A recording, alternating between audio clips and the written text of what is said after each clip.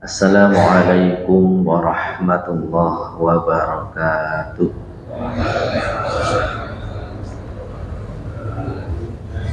Alhamdulillah, alhamdulillahi rabbil alamin. Wa bihi nasta'in ala umuri dunya waddin. Wassalatu wassalamu ala asyrafil anbiya wal mursalin Muhammadin wa ala alihi wa sahbihi ajma'in, amma ba'du. Hadirin hadirat Bapak Ibu jamaah salat subuh Masjid Al-Ikhlas yang kami hormati dan yang kami muliakan. Kita bersyukur kepada Allah Subhanahu wa taala atas segala nikmat dan karunia-Nya, terlebih nikmat iman dan Islam dan nikmat kesehatan, sehingga pada hari ini, yaitu hari Sabtu terakhir di tahun 1446 Hijriah, semoga tahun ini lebih baik dari tahun sebelumnya dan tahun depan 1447 lebih baik daripada tahun ini. Allahumma amin. Kita bersyukur pagi ini masih diberi kesempatan oleh Allah Subhanahu wa taala untuk beribadah kepadanya dan duduk bersama di majelis ilmu. Semoga ini menghadirkan rahmat dan keberkahan. Salawat dan salam kepada Nabi kita Muhammad sallallahu alaihi wasallam. Semoga kita dapat mengikuti suri tauladan beliau. Bapak Ibu yang dirahmati Allah Subhanahu wa taala, pada pertemuan sebelumnya kita membahas surat Al-Baqarah ayat 60. Yang mana ayat tersebut mengingatkan kita tentang mukjizat yang sangat besar, mukjizat yang luar biasa di zaman Nabi Musa, yaitu dari sebuah batu terpancar 12 mata air. Hikmah yang kita ambil saat itu adalah kenapa harus 12 mata air? Karena kaum Nabi Musa terdiri dari 12 kabilah, 12 kabilah. Hikmah yang kita ambil adalah Allah memberi rezeki masing-masing. Maka kita juga simpulkan waktu itu, rezeki kita sudah dibagi oleh Allah masing-masing.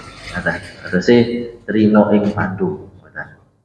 Kemudian setelah Allah Subhanahu wa taala di ayat 60 pertemuan sebelumnya menjelaskan tentang rezeki yang dibagi, rezeki yang banyak, ada al-manna was-salwa, ada 12 mata air.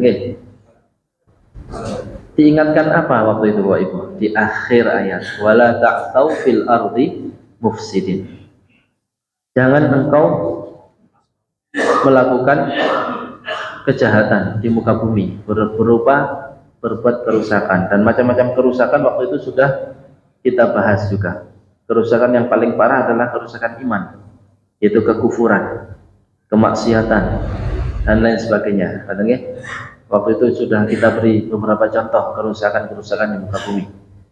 Bukan hanya kerusakan secara fisik, tapi secara moral, secara akidah, secara ibadah, itu juga merupakan kerusakan.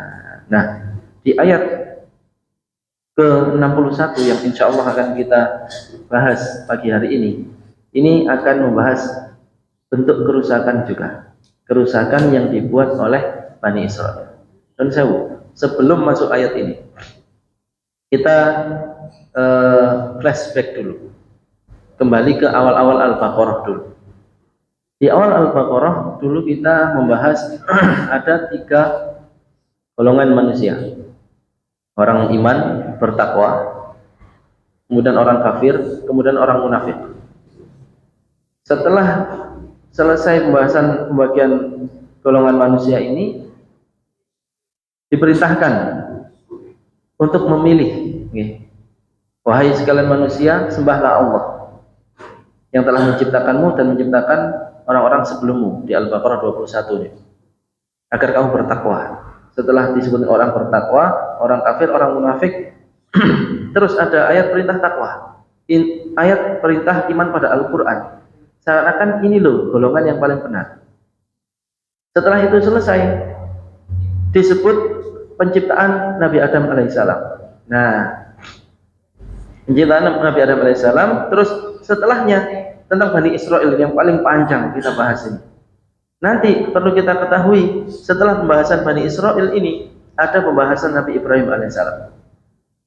Ini dan sewu, surat itu saling berkaitan. Meskipun kita mengkaji satu ayat, itu ada kaitannya. Kira-kira pesan apa yang ingin disampaikan oleh Allah di dalam surah Al-Baqarah ini? Ternyata tentang khalifah fil ardh. Manusia tugasnya sebagai khalifah. Khalifah diberi tanggung jawab oleh Allah untuk memakmurkan bumi ini. Dan diberi contoh. Kenapa ini baru dibahas di surat Al-Baqarah? Karena surat Al-Baqarah diturunkan ketika Rasulullah SAW sudah berada di Madinah. Dan di Madinah ini sedang membangun peradaban. Ketika di Mekah penanaman akidah. Ketika di Madinah diturunkan surah Al-Baqarah ini dengan rinci sekian panjangnya. Ini adalah tuntunan atau ini adalah arahan kalau ingin menjadi khalifah fil ardh, menjadi pemimpin atau menjadi orang yang sukses. Suksesnya di sini dalam versi Al-Qur'an gitu, sukses dunia akhirat. Lihat ini, ada contoh Nabi Adam alaihissalam. Ada contoh Bani Israel. Ada contoh Nabi Ibrahim alaihissalam. Kinten-kinten yang paling dikenang kesuksesan dalam memimpin yang mana Pak? 1, 2 atau 3? 3 Nabi Ibrahim alaihissalam. Tapi kita belum sampai ayat situ. Masih belum selesai pembahasan Bani Israel. Kenapa diperpanjang tentang Bani Israel ini? Agar orang Muslim dan orang-orang Yahudi Nasrani dan orang musyrik juga yang hidup saat itu sadar, kita juga harus mengambil pelajaran. Kalau kita ingin menjadi khalifatullah fil ardh, khalifahnya Allah, orang yang dipasrahi untuk memakmurkan bumi. Memakmurkan ini bukan hanya urusan makmur tanahnya secara pertanian, buatan secara umum, semuanya secara baik. Ya, kita mengikuti millata Ibrahim hanifah, mengikuti ajaran Nabi Ibrahim yang lurus. Nah, ini diantara tujuan dari surat Al-Baqarah. Coba kita lihat sekarang ayat 61. Kenapa kalau kita dengar Bani Israel mesti langsung konotasinya negatif, betul betul? Bani Israel, padahal kan tidak semua negatif. Ada juga keturunan Nabi Yakub itu yang taat. Tapi seakan-akan wis kadung ngoten. Ini adalah kehinaan yang ditimpakan oleh Allah kepada Bani Israel. Tentu kehinaan itu tidak selalu urusan materi, Pak Ibu. Ya, tidak selalu orang yang diberi kekurangan rezeki lantas hina di tengah masyarakatnya, tidak. Tapi kehinaan itu tentang nama. Ketika dengar nama seseorang, kalau tidak ada apa-apa, ya, berarti baik-baik saja. Tapi kalau ada sesuatu hal negatif dan memalukan dan sebagainya, itu adalah kehinaan. Sama dengan sebutan Bani Israel. Kerumunan Bani Israel langsung negatif. Ojo ngono koyok Bani Israil lahi. Nah, koyok Bani Israil lahi ini gitu. Berarti kan sudah otomatis kehinaan sampai saat ini. Ditimpa kehinaan. Sebabnya apa? Gini kok membuat kerusakan di muka bumi padahal nikmat demi nikmat diberikan kepada mereka. Ini kita akan bahas contoh kecil perbuatan mereka yang menghadirkan kehinaan dan yang disebut sebagai kerusakan di muka bumi. A'udzu billahi minasyaitonir rajim. Bismillahirrahmanirrahim. Al-Baqarah 61. Wa idh qultum ya Musa lan nasbira ala ta'amin wahidin fad'u lana rabbaka yukhrij lana mimma tunbitul ardu min baqliha wa qithaiha wa fumiha wa 'adasiha wa basaliha. Qala atastabdiluna alladhi huwa adna billadhi huwa khair. Ihbitu misran fa inna lakum ma sa'altum.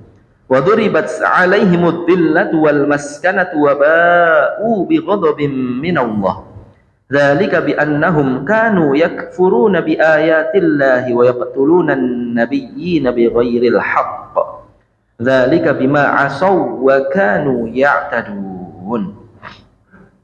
Yang artinya, dan ingatlah ketika kamu berkata, wahai Musa, kami tidak tahan hanya makan dengan satu macam makanan saja, maka mohonkanlah kepada Tuhanmu untuk kami agar Dia memberi kami apa yang ditumbuhkan bumi, seperti sayur mayur, mentimun, bawang putih, kacang adas, dan bawang merah. Dia Musa menjawab, apakah kamu meminta sesuatu yang lebih rendah sebagai ganti dari sesuatu yang lebih baik? Pergilah ke kota mana saja, pasti kamu akan memperoleh apa yang kamu minta. Kemudian mereka ditimpa kenistaan dan kemiskinan, dan mereka kembali mendapat kemurkaan dari Allah. Hal itu terjadi karena mereka mengingkari ayat-ayat Allah dan membunuh para nabi tanpa alasan yang benar. Yang demikian itu karena mereka durhaka dan melampaui batas. Niku wau terjemahanipun. Kita baca tafsirnya nggih sekedhik-sekedhik. Wa id qultum ya Musa ay udkuru ya bani Israil. Ingatlah olehmu wahai bani Israil.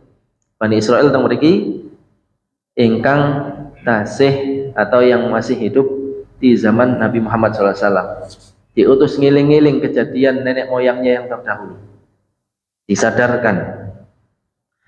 Hina qultum linabiyyikum Musa, yaitu ketika nenek moyangmu dulu berkata kepada nabinya, nabi mereka, yaitu Musa.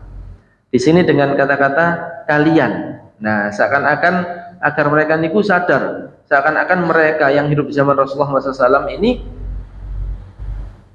bagian yang tidak terpisahkan dengan Bani Israel yang hidup di zaman Nabi Musa, sehingga dikatakan ilingo sampean. Ayat ini kan gitu, wa id qultum ya Musa lan nasbiro. Ingatlah ketika kamu berkata. Loh, kamu yang berkata di zaman Nabi Musa kan orang-orang terdahulu. Kenapa di sini pakai kata-kata kamu? Seakan-akan dikatakan ini Bani Israel yang masih menjadi keturunan yang hidup di zaman Rasulullah ini bagian dari mereka, biar sadar. Wa id qultum ya Musa, ingatlah ketika kamu berkata kepada Nabi Musa alaihissalam, wa antum fi sahra, ketika itu kamu berada di padang pasir. Sahra niku padang pasir, sering disebut padang Sahara. Nah, Sahara niku dari kata-kata sahra. Sahra bahasa Arabnya napa? Padang pasir. Padang pasir namanya napa waktu itu? Yang mereka dihukum 40 tahun.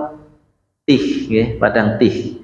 Mereka yatihuna fil ard, terombang-ambing di padang tih selama 40 tahun, dan diberi makan hanya dua macam, al-manna was salwa. Terus diberi minum dari mata air yang berjumlah 12 mata air tadi. Buatan enten sing kurang.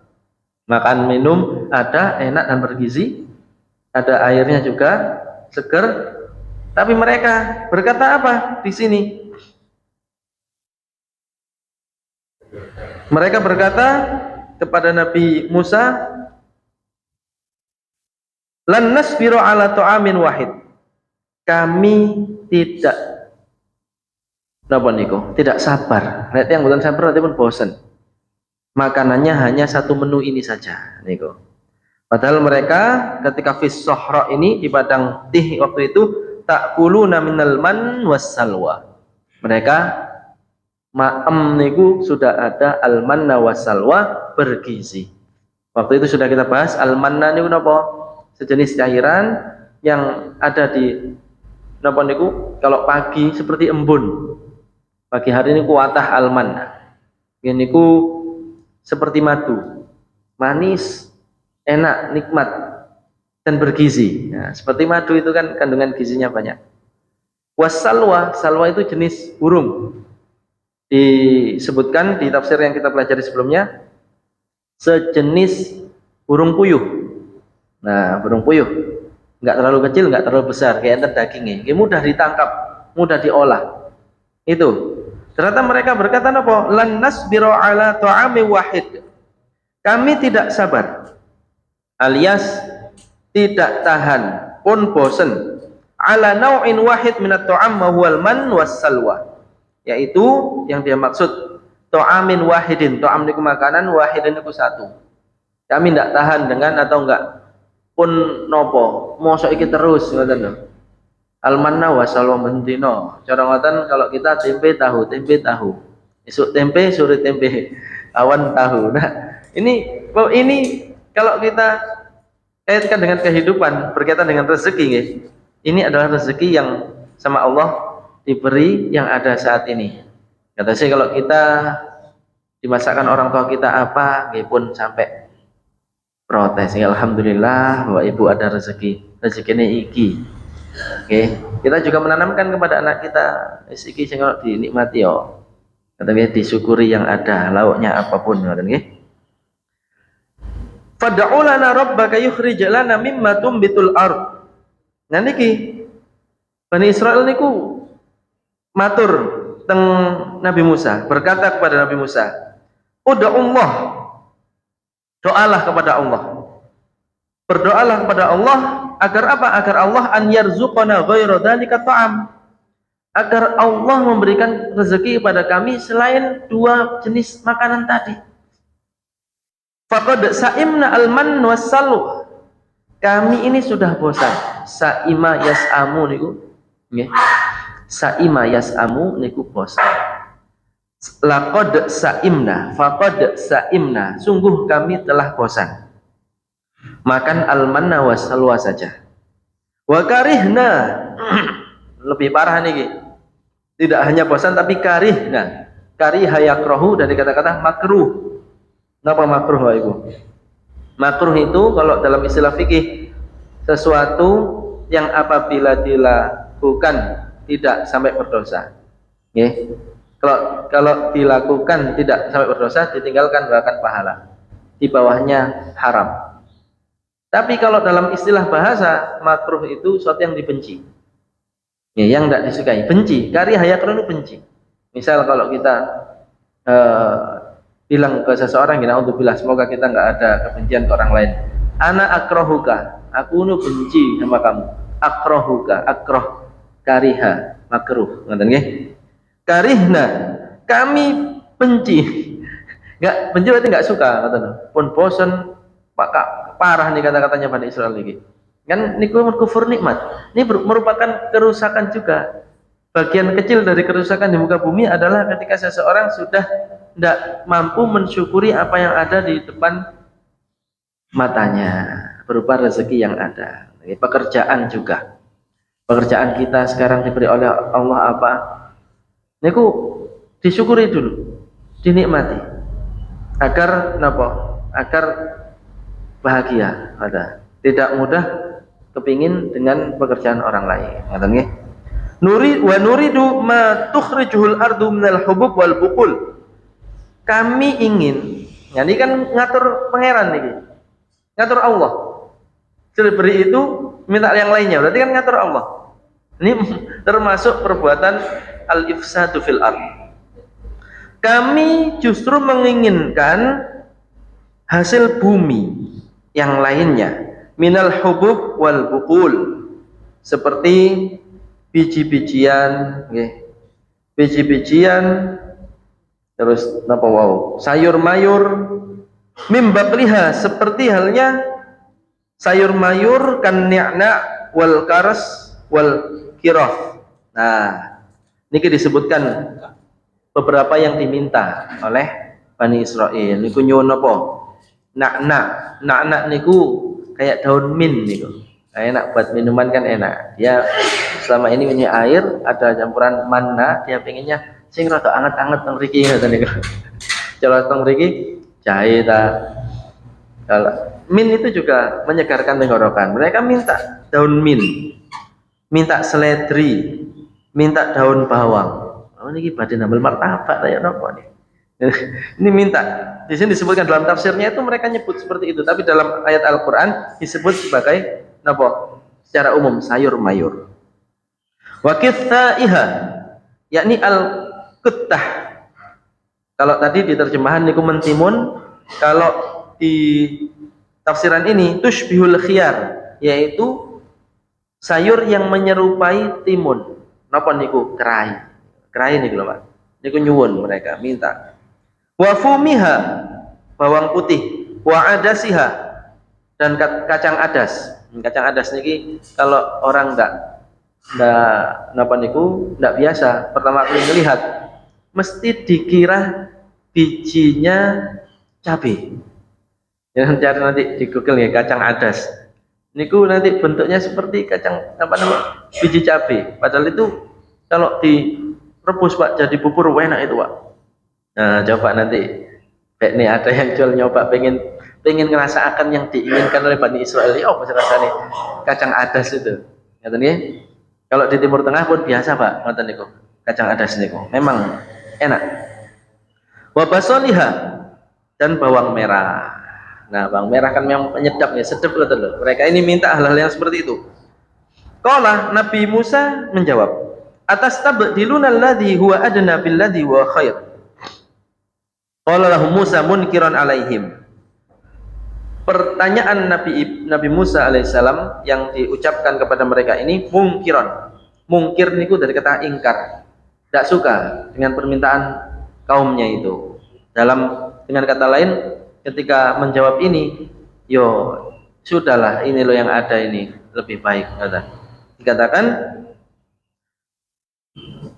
waihakum, celaka kalian. Atastabdilunal khabis bin nafis, wa tufaddilunal basal wal baqal wasaum alal man wassalwa. Adakah kamu ingin mengganti atau menukar sesuatu yang, atau adakah kamu menginginkan sesuatu yang hina dibandingkan yang istimewa? Nah, al-manna wasalwa dibahasakan di sini istimewa, berharga, mahal. Al-khabis sesuatu, al-khasis atau al-khasis yang murah, yang hina. Apakah yang disebutkan tadi hina, Bapak Ibu? Kok sampai diinginkan? Maksudnya ngeten. Ini lebih kepada maknawi. Artinya yang ada itu lebih baik daripada yang enggak ada. Itu ada sesuatu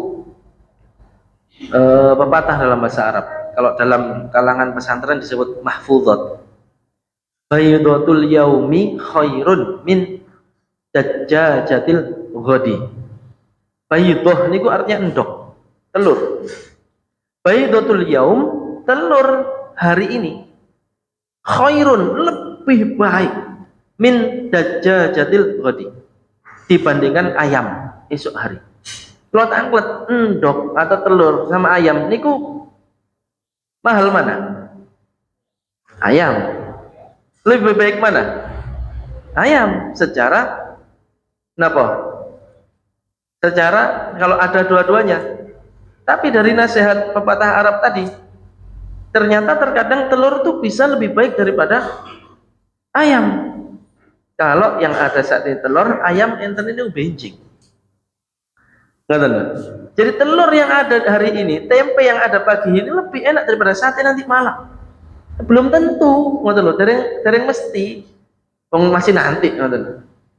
Ngoten lagi. Ini termasuk bisa dikaitkan dengan ajaran trimo ing pandum. Rezeki atau pekerjaan yang ada pada diri kita saat ini itu lebih baik daripada yang kita angan-angankan benjing tahun ngajeng tambumbuh kapan. Ya belum tentu, karena belum tentu. Mungkin umurnya cukup dipanjangkan sama Allah. Aku pokoknya 10 tahun kas kutung ini. Akhirnya nggak fokus dengan tanggung jawab yang ada di depan mata. Nah ini tidak boleh. Misal kita sekarang pasti ada mata air. Nah, sering waktu kita bahas ayat 60, kita bahasakan Allah memberi mata air 12 kepada Bani Israel. Kita punya mata air masing-masing. Niku yang lebih baik dibandingkan apa yang kita inginkan, atau diinginkan istri kita, atau diinginkan anak kita, yang mana itu belum ada. Masa mana gak bosen tak? Pirang tahun tadi ngono wae mbok yo delon tanggo iku lho. Ngene uripe ngene. Coba Mas. Kira-kira sak umur niku paling kurang lebih setahun kasaman iso koyo ngono Mas. Niku nggih nun sewu. Itu kalau kita kaitkan dengan ayat ini. Atas tabdilul ladzi wa adna billadzi huwa khair. Apakah kamu mau menukar yang sudah ada pada dirimu saat ini itu baik? Karena di situ kalau kamu syukuri itu menjadi kebaikan, menjadi pahala yang besar dan memberikan keberkahan. dibandingkan menginginkan yang belum ada. Ngaten nggih, jelas nggih? Pesan di ayat ini adalah baydatul yaumi khairun min dajjajatil ghadi. Telur hari ini lebih baik daripada ayam esok hari. Dan juga ini secara fakta juga benar, memang al-manna wa salwa itu ditinjau dari napa gizi memang lebih bagus, karena seperti madu dan daging apa, daging serupa, daging burung serupa dengan burung puyuh. Ihbitu misra'un fa inna lakum ma sa'altum. Akhirnya Nabi Musa memerintahkan mereka, wis ngaleo, kalau kamu menginginkan itu pergi sana. Udkhulu misran minal amsar wal baladan minal buldan. Pergi kemanapun yang kamu inginkan, ayyan kana, kemanapun, latajidu fihi mithla hadhil asya, agar kamu mendapatkan apa yang kamu inginkan tadi, kata. Nah, terus kemudian akhirnya apa yang mereka dapatkan? Nabi ini sampai mangkel ke atas, kata nih, sampai marah. Nah, itu kan kalau kita sama orang tua gitu kan, ya nopo, berkah nggak hidupnya? Aku mau, ya sekarang, betul. Kalau nggak mau masakan ibumu sana, beli di warung sana. Nah itu kira-kira orang tuanya ridho enggak ya? Akhirnya di sini Allah menekankan, memfirmankan, wa duribat alaihimud dhillah wal maskanah.